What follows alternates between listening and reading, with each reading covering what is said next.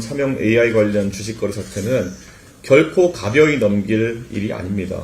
주식시장에서 장난치는 행태는 반드시 뿌리 뽑아야 된다. 대통령께서 시장 질서를 바로잡겠다고 약속했다면 이번 사안은 특별히 예외 없는 엄정한 조치가 따라야 된다. 이렇게 생각합니다.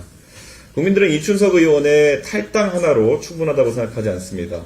AI에 100조 원을 투자하겠다고 말해놓고 정작 어디에 어떻게 투자하겠다는 계획은 TV토론에서도 제대로 설명하지 못했던 정부의 모습이 떠오릅니다.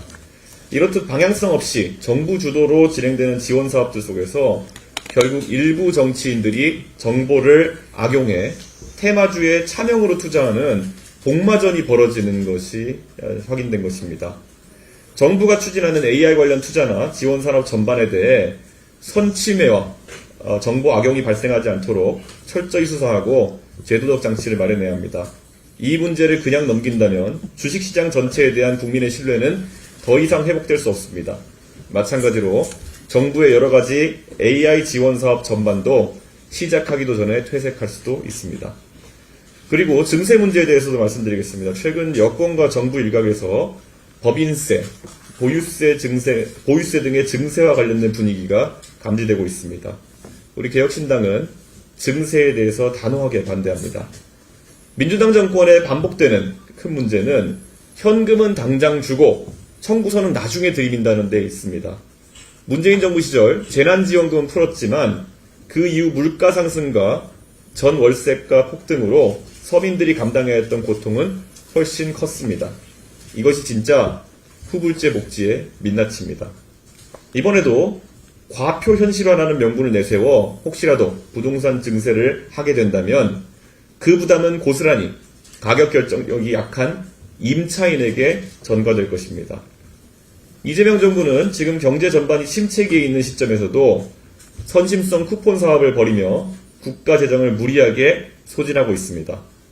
그 와중에 국민연금과 건강보험의 지속 가능성은 더욱 불안해지고 있고 구조개혁 대신 노수조정에 의존하고 있습니다. 이런 상황에서 부동산 과표 조정에 의한 꼼수 증세 가능성은 국민을 또다시 불안하게 만들고 있습니다. 물론 언론의 보도에 대해서 국토부는 1차적으로 이를 부인했습니다.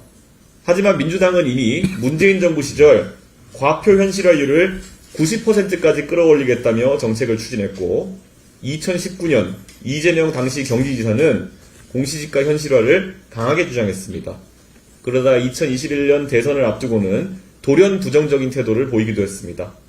좌회전 깜빡이 켰다가 우회전 깜빡이 켰다 하는 혼란이 반복되어 왔습니다. 말이 좋아 현실화지 부동산 과표라는 것은 원래 거래 비용, 가격 변동성 등을 고려해서 실거래값보다 낮게 산정되도록 설계된 제도입니다. 세율을 조정하는 것에 비해서 조세 저항이 적다고 해서 현실화라는 이름으로 국민을 속이며 슬그머니 증세를 하는 일은 용납될 수가 없습니다. 정부가 해야 될 일은 선심성 지출을 줄이는 것입니다. 허황되었던 소득주도 성장만큼이나 비현실적인 쿠폰주도 성장 정책을 멈춰야 합니다. 그 다음에야 비로소 국가 재정의 지속 가능성과 공정한 조세 체계를 논의할 수 있을 것입니다.